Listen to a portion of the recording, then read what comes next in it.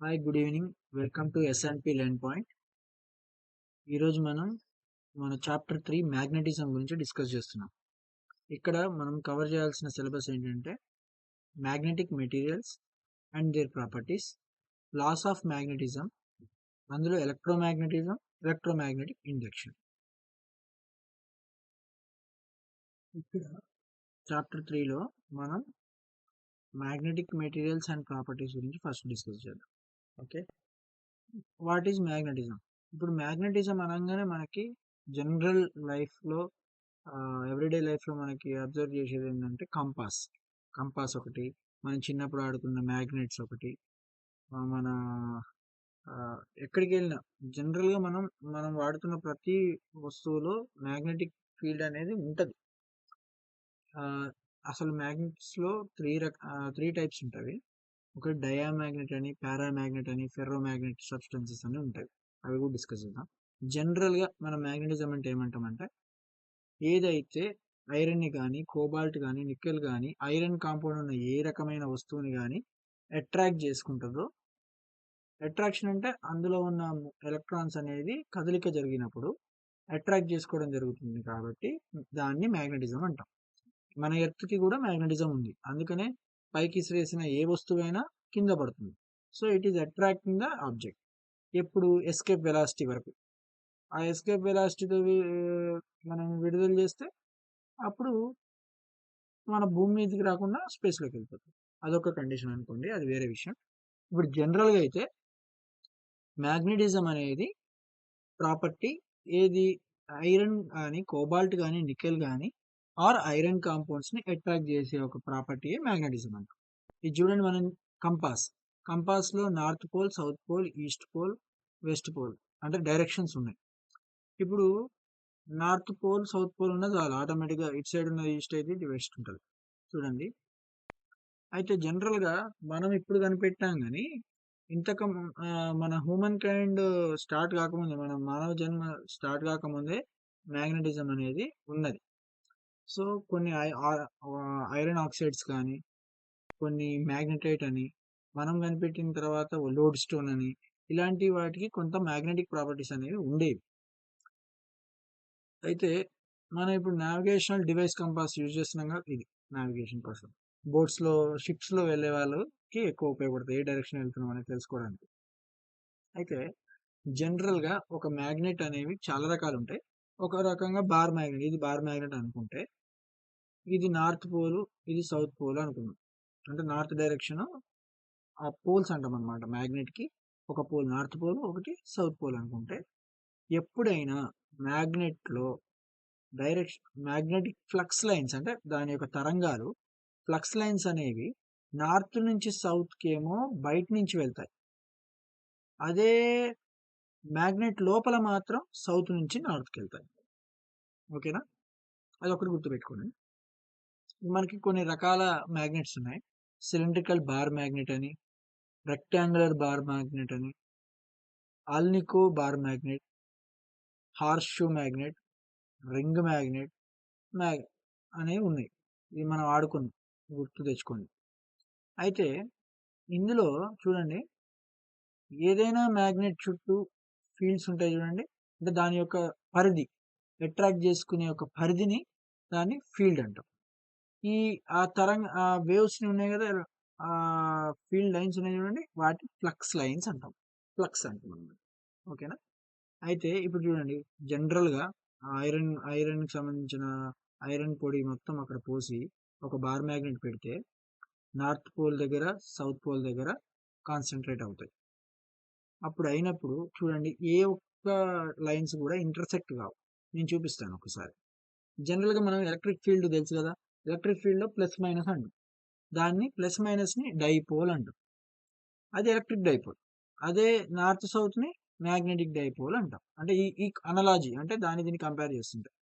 ఇప్పుడు చూడండి, మైనస్ని నార్త్ అనుకుని సౌత్ని ప్లస్ అనుకుంటే, నార్త్ని అంతే కదా. ఎప్పుడైనా టూ అన్లైక్ పోల్స్ అంటే ఒక ప్లస్ ఒక మైనస్ అట్రాక్ట్ చేసుకుంటాయి, అదే ఒక ప్లస్ రిపెల్ చేసుకుంటాయి. అంటే సౌత్ పోల్ దూరం వెళ్ళిపోతాయి, నార్త్ పోల్ సౌత్ పోల్ కలిసిపోతాయి, అంటే అట్రాక్ట్ చేసుకుంటాయి, అతుక్కపోతాయి. So similar poles repel, alternate poles different poles attract. So ఇప్పుడు చూడండి, ఎలక్ట్రోస్టాటిక్స్ కి మ్యాగ్నెటిజానికి సంబంధం ఏంటంటే, electrostatics force of electric charges లో ఎలక్ట్రిక్ చార్జ్ లో ప్లస్ ని ఎక్కడికైనా తీసుకెళ్ళచ్చు, మైనస్ ని ఎక్కడికైనా తీసుకెళ్ళచ్చు. అంటే ఇవి ట్రాన్స్ఫర్ అవుతాయి. కానీ ఎలక్ట్రిక్ లో జరిగినట్టు బార్ మ్యాగ్నెట్ లో జరగవు. సపోజ్ ఈ బార్ మ్యాగ్నెట్ కి నార్త్ పోల్ సౌత్ పోల్ ఉంది కదా, ఇక్కడ మనం కట్ చేసినాం అనుకో, ఇక్కడ ఒక సౌత్ ఇక్కడ ఒక నార్త్ డెవలప్ అవుతుంది చూడండి. సో సింగిల్ పోల్ ఉన్న మ్యాగ్నెట్ అనేది అసలు ఉండదు. మనం ఒకవేళ ఒక ఒక ఐరన్ ని కనుక మ్యాగ్నెట్ గా తయారు చేయాలనుకుంటే ఎలక్ట్రిక్ కరెంట్ దాంట్లో పాస్ చేస్తే, ఎలక్ట్రిక్ కరెంట్ కనుక దాంట్లో పాస్ చేస్తే అది టెంపరీ మ్యాగ్నెట్ గా యాక్ట్ చేస్తుంది. ఇదే ఎలక్ట్రోమాగ్నెటిజం. మనం తర్వాత డిస్కస్ చేస్తాం. ఓకేనా? సో ఇప్పటిదాకా మనకి అర్థం అవ్వాల్సింది ఏంటంటే, పాయింట్ నెంబర్ 1 వచ్చేసి ఒక బార్ మ్యాగ్నెట్ లో కానీ ఏ మ్యాగ్నెట్ లో కానీ ఇంటర్నల్ గా ఫ్లక్స్ లైన్స్ అనేవి సౌత్ టు నార్త్ వెళ్తాయి. బయటకు వచ్చేసరికి నార్త్ టు సౌత్ అనేది ట్రావెల్ అవుతాయి. ఆ వాటిని ఫ్లక్స్ లైన్స్ అంటాము. ఆ ఫ్లక్స్ లైన్స్ ప్రవహించే ఏరియా మొత్తాన్ని మ్యాగ్నెటిక్ ఫీల్డ్ అంటాం. ఓకేనా? అయితే మ్యాగ్నెట్స్ లో 4 రకాలు ఉన్నాయి. ఒకటి న్యాచురల్, అంటే మనకి గ్రౌండ్ లో దొరుకుతాయి రాక్స్. నేను చెప్పాను కదా మ్యాగ్నెటైట్ అని, లోడ్ స్టోన్ అని, అది న్యాచురల్ మ్యాగ్నెట్స్ మనకి జనరల్ గా దొరికేవి. టెంపరీ మ్యాగ్నెట్స్ అంటే ఒక స్ట్రాంగ్ మ్యాగ్నెటిక్ ఫీల్డ్ తో ఒక ఒక వస్తువుని కొంచెం పర్లేదు అన్నట్టు, అంటే ఒక వీక్ మ్యాగ్నెటిక్ ఫోర్స్ కు కొంతవరకు, ఇప్పుడు సపోజ్ ఎగ్జాంపుల్ చెప్తాను, ఒక మ్యాగ్నెట్ కి పినీస్, ఇప్పుడు సేఫ్టీ పిన్ ఉంది కదా, దానికి బాగా రబ్ చేస్తే ఒక 2 సెకండ్స్ 3 సెకండ్స్ 5 సెకండ్స్ ఆ సేఫ్టీ పిన్ కూడా మ్యాగ్నెట్ లాగా యాక్ట్ చేస్తుంది. దాన్ని టెంపరీ మ్యాగ్నెటిజం అంటారు. తర్వాత పర్మనెంట్ మ్యాగ్నెట్స్ మనం జనరల్ గా మనకు అవైలబుల్ ఉండేవి. నెక్స్ట్ ఎలక్ట్రోమాగ్నెట్స్. ఎలక్ట్రోమాగ్నెట్స్ అంటే చెప్పాను ఒక వైర్ లో ఎలక్ట్రిసిటీ ప్రవహిస్తున్నంత సేపు అది మ్యాగ్నెట్ గా బిహేవ్ చేస్తుంది. ఓకేనా? సో ఇక్కడ ఎగ్జాంపుల్ చూద్దాం. Temporary magnet, permanent magnet, electromagnet. చూసారా కరెంట్? సో మెటల్స్, మన magnetic metals, non magnetic metals గురించి డిస్కస్ చేస్తే చెప్పాను కదా ఐరన్ కాంపౌండ్ ఉన్నామని. ఐరన్, కోబాల్ట్, నికెల్, స్టీల్ అనేది మ్యాగ్నెట్ కి అట్రాక్ట్ అవుతాయి, అంటే మ్యాగ్నెటిక్ మెటీరియల్స్ అనమాట. అదే మ్యాగ్నెట్ తీసుకెళ్ళి నాన్ మ్యాగ్నెటిక్ మెటీరియల్ దగ్గర పెడితే ఏం యూజ్ ఉండదు. Like aluminium, copper, lead, brass. మీకు తెలవాలని అంతే, జస్ట్ ఒక క్లియర్ పిక్చర్. సో చెప్పాను కదా ఫస్ట్ ఇంట్రొడక్షన్ లో మ్యాగ్నెటిక్ మెటీరియల్స్ గురించి. ఒకటి నాన్ మ్యాగ్నెటిక్ మెటీరియల్, అంటే అసలు అతుక్కు, like wood, plastic, rubber. So దానికి అసలు మ్యాగ్నెటిక్ ప్రాపర్టీయే ఉండదు. కానీ మిగతా అవి చూడండి, ఫెర్రో మ్యాగ్నెట్, పారామ్యాగ్నెట్, డయామ్యాగ్నెట్. ఏం లేదండి, అవసరం లేదు. ఫెర్రో మ్యాగ్నెట్ అంటే స్ట్రాంగ్ గా మ్యాగ్నెట్స్ కి అట్రాక్ట్ అవుతాయి, like iron, cobalt, nickel. First discuss. Diamagnet అయితేనేమో అసలు అతుక్కు, దాదాపు రిపెల్ చేస్తాయి, అంటే అతుక్కు. పారామ్యాగ్నెట్ అయితే అతికినట్టు, అంటే అల్యూమినియం, ప్లాటినం, చాలా వీక్ అట్రాక్షన్, ఎక్కువసేపు లాస్ట్ ఉండదు. సో ఇవన్నీ ఎందుకంటే మ్యాగ్నెటిజం అనేది వ్యాలెన్సీ, అంటే ఎలక్ట్రాన్స్ యొక్క బిహేవియర్ బట్టి ఉంటుంది. ఎగ్జాంపుల్ చూడండి, అంటే ఏదైతే క్లోజ్లీ ప్యాక్డ్ స్ట్రాంగ్ గా అట్రాక్ట్ చేస్తుందో దాన్ని ఫెర్రో మ్యాగ్నెట్స్ అని, వీక్ ఫీల్డ్ ఉంటే పారామ్యాగ్నెట్ అని, అసలు రిపెల్ చేస్తే మ్యాగ్నెట్ ని డయామ్యాగ్నెట్స్ అని, డయామ్యాగ్నెటిక్ మెటీరియల్స్ అని అంటాం. ఓకేనా? అయితే ఇప్పుడు మ్యాగ్నెటిజం లో కొన్ని టర్మ్స్ ఉన్నాయి. అవి మనం మ్యాగ్నెటిజం డీల్ చేస్తున్నప్పుడు మనం ఫస్ట్ నేర్చుకునేది ఫ్లక్స్, మ్యాగ్నెటిక్ ఫ్లక్స్. దాన్ని ఫ్లక్స్ ని తో ఇండికేట్ చేస్తాం. ఆ ఇది ఒక మ్యాగ్నెట్ అనుకుంటే, ఇందాక చూపించాము ఇట్లా వెళ్తాయని ఫ్లక్స్ లైన్స్. ఈ ఫ్లక్స్ లైన్స్ మొత్తాన్ని మ్యాగ్నెటిక్ ఫ్లక్స్ అంటాం. మ్యాగ్నెటిక్ ఫీల్డ్ అంటేనేమో ఆ ఏరియా మొత్తాన్ని మ్యాగ్నెటిక్ ఫీల్డ్ అంటాం. ఆ ఒక యూనిట్ ఏరియాకి ఎంత ఫ్లక్స్ ఉందో దాన్ని ఫ్లక్స్ డెన్సిటీ అంటాం.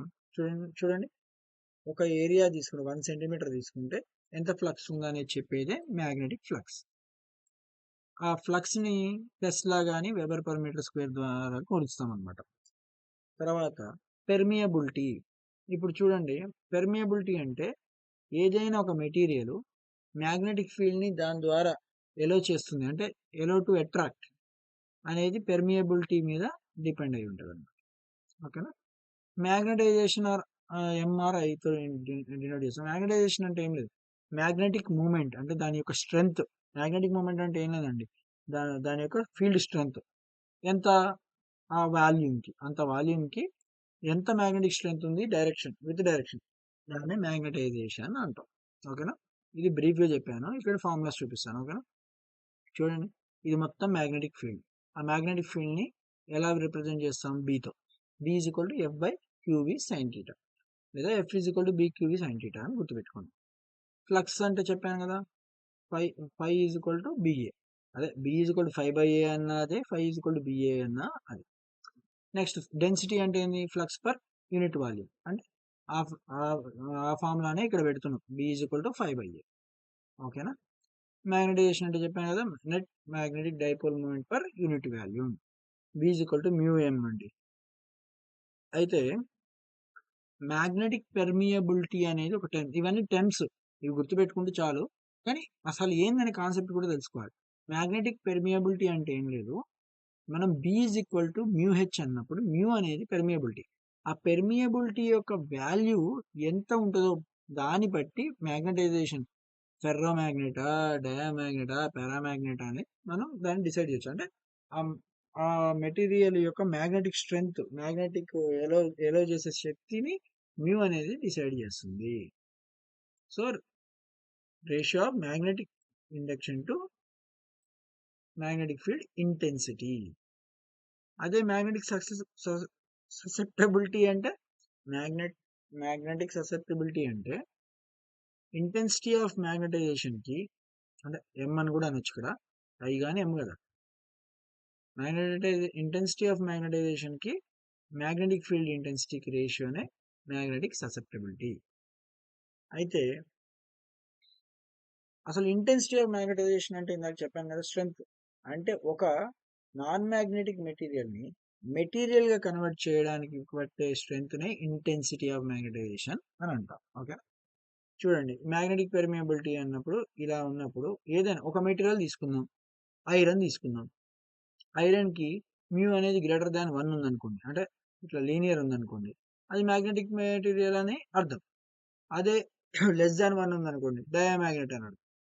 అట్లా ఇది మ్యాగ్నెటిక్ టర్మ్స్ అనేది. అండ్ చూడండి, ఇందాక చెప్పింది పెద్ద విచిత్రమైనది లేదు ఇక్కడ, మళ్ళీ రిపీట్ అవుతుంది. Laws of magnetism. Magnetism laws ఏంది, కులుమ్స్ లా డిస్కస్ చేసుకోవాలి. అంతకంటే ముందు మనకు 2 కండిషన్స్ తెలుసుగా. ఒకటి, like poles repel, unlike poles attract. North south ఏమో అతుక్కుంటుంది, అదే నార్త్ నార్త్ పెడితే అటు తిరుగుతుంది. అంటే చూడండి, కావాలంటే 2 మ్యాగ్నెట్స్ తీసుకోండి, నార్త్ పోల్ సౌత్ పోల్ అతుక్కుంటుంది, అంటే అట్రాక్ట్ అవుతుంది. అదే నార్త్ పోల్ కానీ సౌత్ పోల్ కానీ పెడితే రిపెల్ అవుతుంది. అంటే రిపెల్ అంటే వెళ్ళిపోవడం, అతుక్కోకుండా వేరే సైడ్, వేరే క్లాక్ వైజ్ టర్న్ అవ్వడం. ఓకేనా. అయితే కులుమ్స్ అనే వ్యక్తి, కులుమ్స్ అనే సైంటిస్ట్ ఏం కనిపెట్టాడంటే, ఏదైనా 2 మ్యాగ్నెట్స్ ఒక దగ్గర పెట్టినప్పుడు అది నార్త్ పోల్ సౌత్ పోల్ అయితే అట్రాక్షన్, నార్త్ పోల్ లేదా సౌత్ పోల్ అయితే రిపల్షన్. అది what ever force of attraction or repulsion between the two magnets which having dipole magnetic moment అంటే M1 M2 ఫీల్డ్ స్ట్రెంగ్త్ ఉన్నప్పుడు దాని యొక్క మ్యాగ్నెటిక్ ఫోర్స్ ని ఎలా క్యాలిక్యులేట్ చేస్తామంటే, F is equal to mu into M1 M2 by 4πd². 4πd² అంటే d² అంటే ఆ రెండింటి యొక్క మధ్య స్క్వేర్ ఆఫ్ డిస్టెన్స్ అనమాట. అది కులుమ్స్ లా అనమాట. అయితే ఇప్పుడు చూడండి, మ్యాగ్నెటిక్ లైన్స్ ఆల్రెడీ మీకు చెప్పాను, ఈ మ్యాగ్నెటిక్ లైన్స్ అనేవి ఎన్నడూ ఇంటర్సెక్ట్ అవ్వవు. లోపలనేమో సౌత్ టు నార్త్ పోల్ వస్తుంది, బయటనేమో నార్త్ టు సౌత్ పోల్ వస్తుంది. కావాలంటే ఇక్కడ చూడండి, అదే నార్త్ అయితే డివైడ్ అయిపోతుంది, సౌత్ అయినా చూడండి, సౌత్ టు నార్త్ లోపల, అదే నార్త్ టు సౌత్ బయట. ఇదే కండిషన్ సౌత్ పెట్టినా అదే అండి, రిపల్షన్. సో ఎటుబడి ఇంటర్సెక్ట్ అయితే జరగవు. చూడండి, ఇక్కడ కంపేర్ చేసుకొని మీకు తెలుస్తుంది. అది మన మ్యాగ్నెటిక్ లాస్ అనేది. ఓకేనా? రేపు మనం నెక్స్ట్ వీడియోలో ఎలక్ట్రోమాగ్నెటిజం దాని గురించి మనం డిస్కస్ చేద్దాం. అండ్ కొన్ని ఎంసీక్యూస్ కూడా ఉన్నాయి, అవి లాస్ట్లో ఎన్ని ఉన్నాయో చూపిస్తాను. ఓకేనా? ఈరోజు మనం ఏం డిస్కస్ చేసామో ఒకసారి చూడండి. లాస్ ఆఫ్ మ్యాగ్నెటిజం చూసాము, మ్యాగ్నెటిక్ మెటీరియల్స్ చూసాము, మ్యాగ్నెటిజం ప్రాపర్టీ అంటే ఏంటో చూసాము. మనం మ్యాగ్నెటిక్ మెటీరియల్స్లో ఎన్ని రకాల మ్యాగ్నెటిక్ మెటీరియల్స్ ఉన్నవి, న్యాచురల్ మ్యాగ్నెట్స్ ఉన్నవి, టెంపరీ మ్యాగ్నెట్స్ ఉన్నవి, పర్మనెంట్ మ్యాగ్నెట్స్ ఉన్నవి, ఎలక్ట్రోమాగ్నెట్స్ ఉన్నవి. సో ఇవన్నీ మనం డిస్కస్ చేసాం. Laws of magnetism, Coulomb's law of magnetism discuss చేసాం. ఇప్పుడు మనకి నెక్స్ట్ వచ్చేది ఎలక్ట్రోమాగ్నెటిజం, ఎలక్ట్రోమాగ్నెటిక్ ఇండక్షన్. చాలా సింపుల్ టాపిక్స్, ఇవి కూడా మనం కంప్లీట్ చేద్దాం నెక్స్ట్ వీడియోలో. Okay guys, bye.